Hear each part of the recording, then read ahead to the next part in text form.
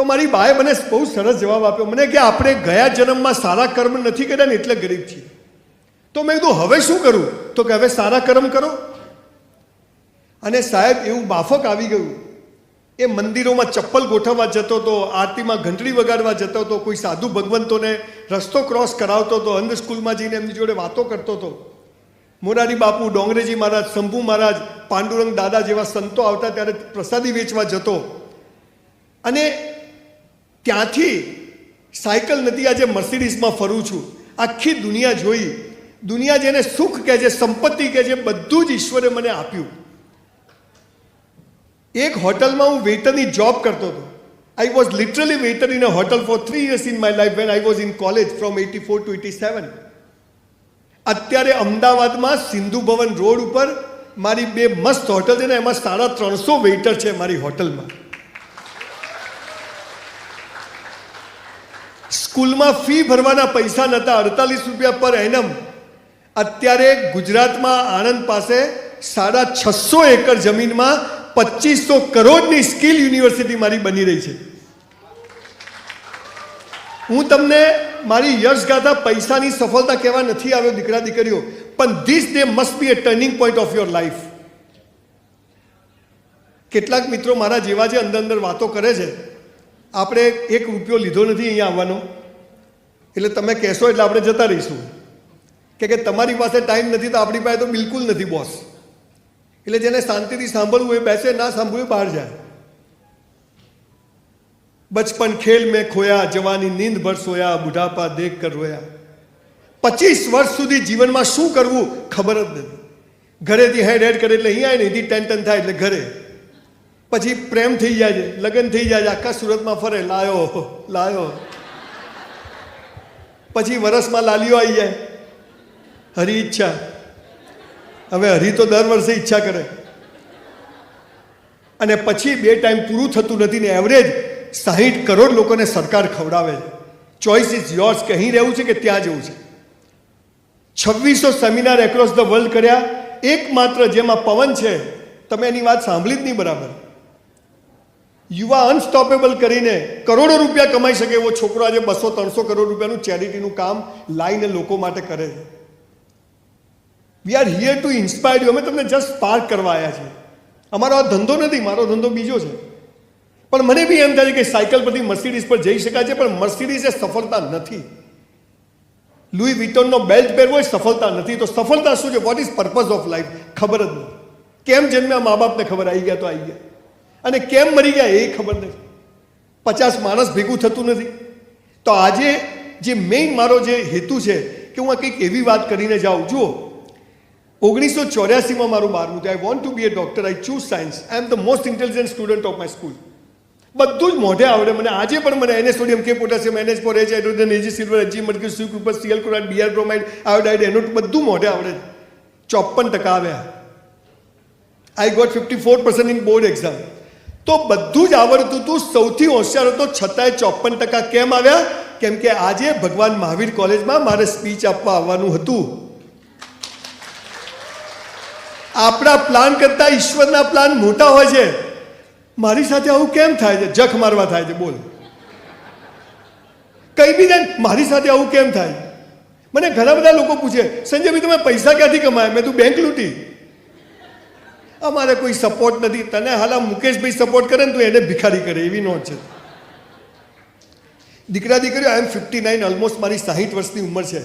હું સવારે 100 ડિપ્સ મારું, 1 કલાક જીમ કરું છું. And I gone through 5000 books. No diabetes, no blood pressure. હું અહીંયા આવતો હતો, એક છોકરો અહીંયા બહાર મળ્યો, આટલે પેન્ટ પહેરેલું, આટલે. મેં પકડ્યો, મને શું છે? મને કે લો વેસ્ટ. મેં તો સાલા તારા વેસ્ટ જ ક્યાં છે? ખેંચો તો ઉતરી જાય. બટન ખુલ્લા હોય, પાંસળીઓ દેખાતી હોય, પહેલી બીજી ત્રીજી. દેશ માટે કરવું છે, તારા માટે કર, દેશ તો ચૂલામ જતો. પણ આ દુનિયામાં સૌથી મોટો પ્રોબ્લેમ શું છે? આપણને બધા શિખામણો આપે છે પણ કોઈ લેતું જ નથી. હું તમને શિખામણ આપવા નથી આવ્યો. Everybody wants to touch your mind. I want two touch your heart. જીવન સાલું અહીંથી જીવાય છે ને બધું એમ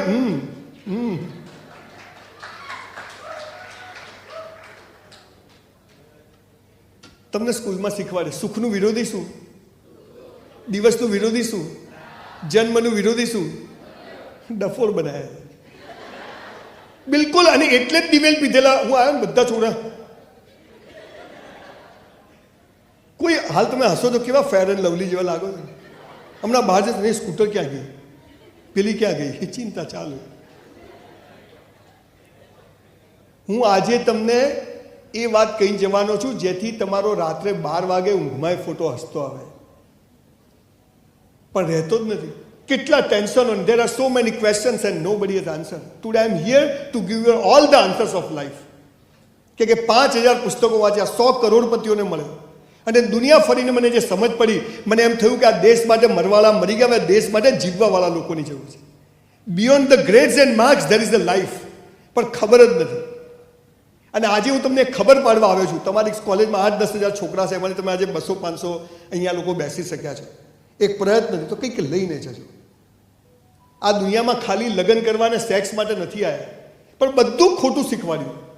સુખનું વિરોધી દુઃખ નથી. સુખ પૂરું થાય એટલે દુઃખ શરૂ થાય, અને દુઃખમાં પણ તમે હસતા રહો તો સુખ તમારો હાથ પકડી લે. અમીરી પૂરી થાય, સીધા ના રહો તો ગરીબી શરૂ થાય, અને ગરીબીમાં મહેનત કરો તમારી જેવી નોટો પેદા થાય. તમારો જન્મ થાય, મૃત્યુ નિશ્ચિત. તમારું મૃત્યુ થાય, તમારા કર્મને આધારે નવો જન્મ નિશ્ચિત. 3 દિવસ બ્રહ્માંડમાં આત્મા ફરે. તમને ખબર છે? તમે મરી જાઓ ને એટલે 3 દિવસ આત્મા બ્રહ્માંડમાં ફરે. એક મોબાઈલમાં અહીંથી રિંગ કરીએ ને તે 1 સેકન્ડમાં અમેરિકા લાગી જાય છે ને, તો આ મોબાઈલનો જે આપણો બાપ છે એની કેટલી તાકાત 1 સેકન્ડમાં આપણા આત્માને ક્યાં ફેંકી દે.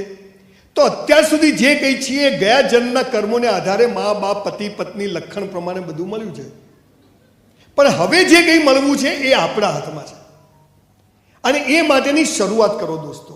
તો બધા કે છે પોઝિટિવ વિચાર કરો, નેગેટિવ ધક્કા મારવાના. યંગ છોકરા, તમારાથી મોટી મારી દીકરી છે, મારી દીકરીને ત્યાં દીકરી છે, દીકરાને ત્યાં બધા પરિવાર સાથે રહું છું. યંગ છોકરાઓને કોલેજમાં સ્કૂલોમાં બધા કે ગંદા વિચારો નહીં કરવાના. એટલે આ ઉંમરમાં એ જ આવે, અને ના આવે તો લોચાવાળો કેસ કહેવાય.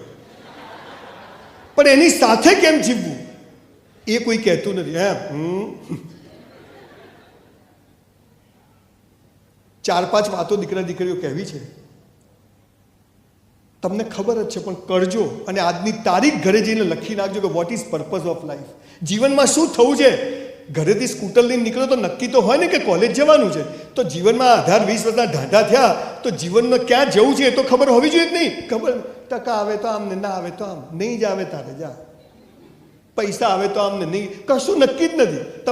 તમે જુઓ રસ્તામાં લોકો કેટલા કન્ફ્યુઝ છે. રિક્ષાવાળો આમ જતો આમ જતો, બાઇક વાળો જતો આમ જતો, એકદમ બ્રેક મારીને ઊભો રહી જાય. કોઈને ખબર જ નથી કે કેમ સવાર પડે. અને મોબાઈલ આવ્યા પછી તો દાંત વળી ગયો છે.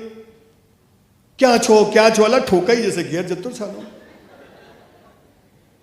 તકલીફ શું છે? સ્કૂલોમાંથી બધું, કોલેજોમાંથી ઊંધું શીખવાડ્યું. મને સ્કૂલ કોલેજોવાળા બીજી વાર નથી બોલાવતા, પણ આમણે મને બીજી વાર બોલાવ્યો છે.